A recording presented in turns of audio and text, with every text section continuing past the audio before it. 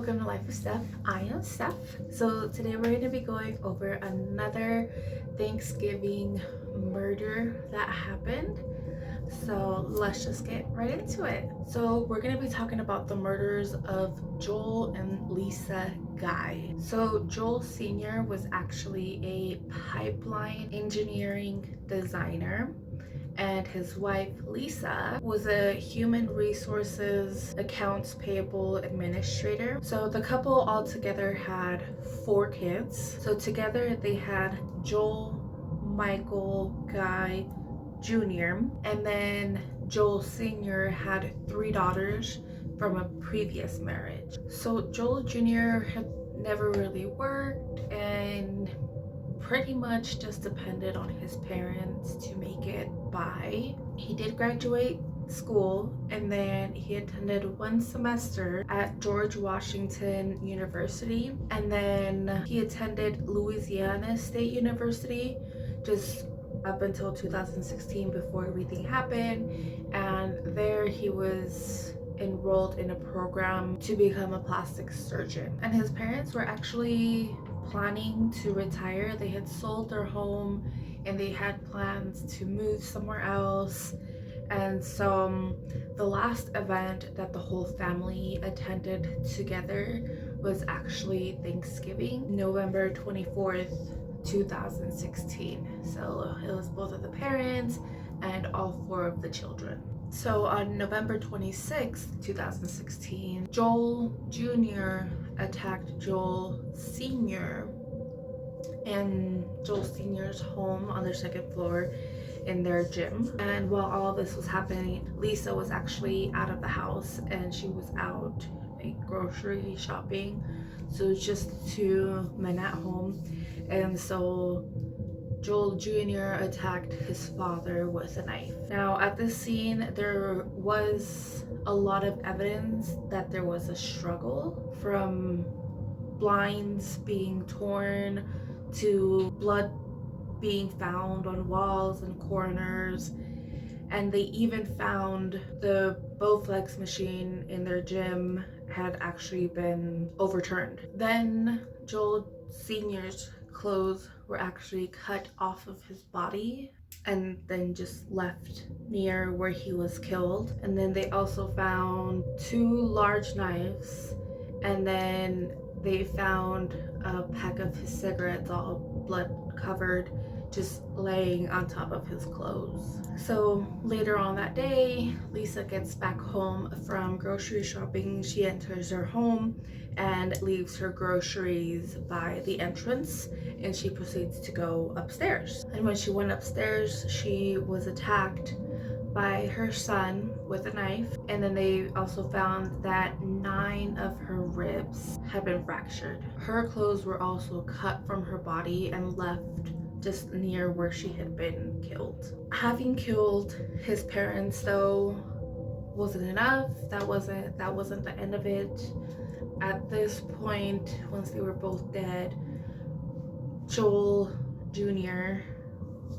started dismembering their bodies. So his dad's hands were removed at the wrist and then were left on the 2nd floor near the exercise room where he was originally killed. His mom's head was actually removed, and he took her head downstairs, placed it in a pot on the stove, and began to heat it. And actually during the trial, they do reference this, and they mentioned that her head was not only just removed, but it had been broken off with force. Both the mom and dad also had their limbs disarticulated.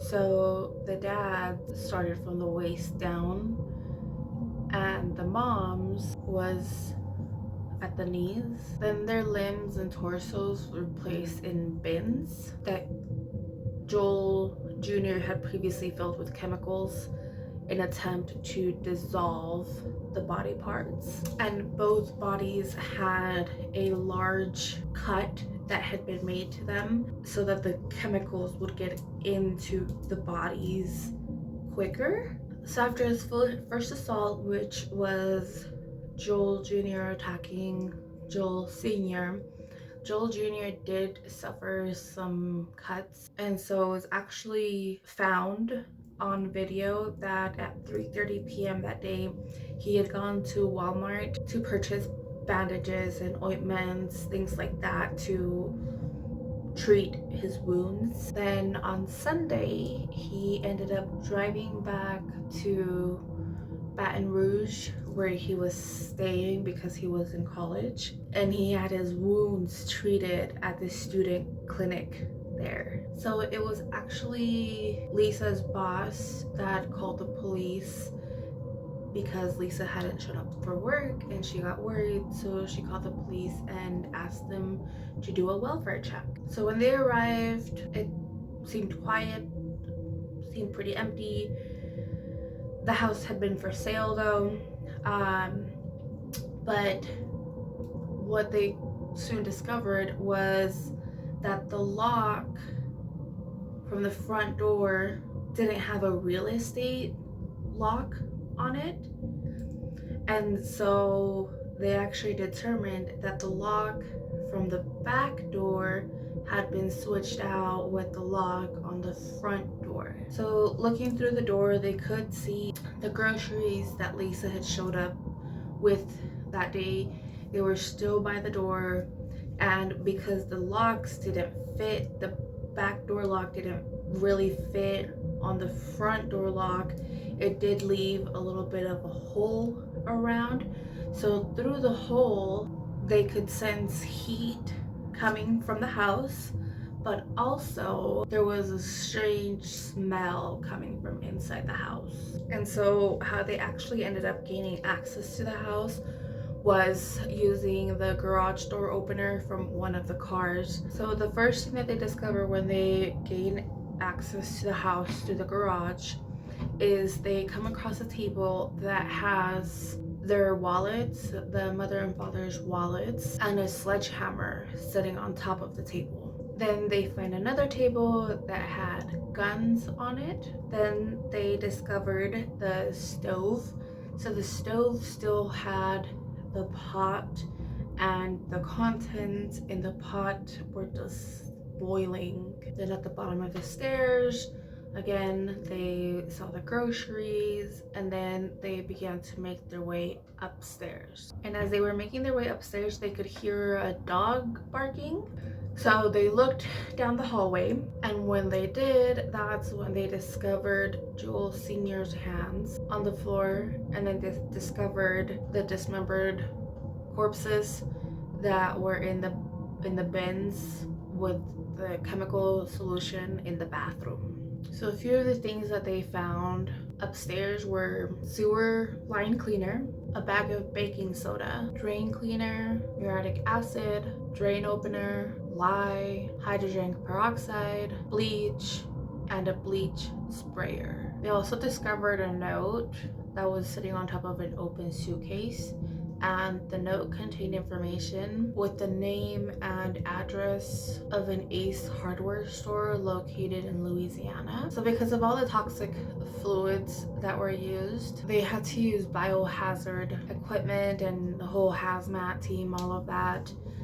They needed them to come in to help during the investigation. So there was just so much evidence that was found that they worked, from the moment that they found the scene all through Monday night and well into the next day, just trying to get the whole crime scene processed. So we had the FBI, Knox County Sheriffs, and East Baton Rouge Sheriffs. All of them came together, and they actually put Joel Jr. under surveillance for a few days. And ultimately, he was arrested on Tuesday, November 29th. So he was arrested as he was getting into his car. And so in his car, they actually ended up finding a meat grinder. And then in his Louisiana apartment, they also did find other evidence, but that search was actually ruled to be unconstitutional later on. So yeah, that happened. So during his trial, it was presented that he had this like book or journal with notes. They started referring to it as the book of premeditation, and it just outlined really his whole plan that he had, from supplies to what to do, how to do it, how to dismember bodies, what to do after, all of that. He had this all outlined in a journal. It was also discovered that he appeared on multiple surveillance cameras where he was making the purchases of supplies that he was later going to be using to murder his mother and his father. He did use cash for most of the transactions, and then he would use self-checkout for most of the transactions. Like we know, self-checkout usually has that camera right up there. And then it was discovered that he pretty much started purchasing all of these things that he was going to need as early as November 7th. So November 7th, he was seen at an Ace hardware store. On the 18th, he was seen at a Home Depot store. On November 19th, he's seen at Academy Sports. Then on November 21st, he was seen at Walmart. And so I'm just gonna share a few things that were found in his premeditation journal. So he made a point to get killing knives. He had a sledgehammer with a side note, crush bones. He made one note that said, does not matter where they're killed, just get rid of bloody spots to prevent evidence of time of death. And then in parentheses he included not the mattress or couches. Another note, get rid of bodies inside the house. Side note, there and my DNA already there. Another note, he's not alive to claim her half of the insurance money. Side note, all mine. In parentheses, $500,000. And another one said, don't have to get rid of body if there is no forensic evidence on the body. During his trial, Joel Jr. pled not guilty, but then he filed the notion that if he was convicted, he'd be given the death penalty. And I found it said that his counsel actually didn't present any evidence on behalf of Joel Jr. Overall, the trial took 4 days, and Joel Jr. was found guilty and sentenced to life in prison. So he was found guilty for his two parents' murders and also abuse of a corpse. So those are the murders of Joel and Lisa Guy. Pretty messed up, man. Yeah. I don't know what else to say on it. So thanks for watching. Like always, if you have any suggestions, be sure to leave them down below. Please be sure to like, subscribe, share. Thank you so much for your support, and I will see you on the next video. Bye.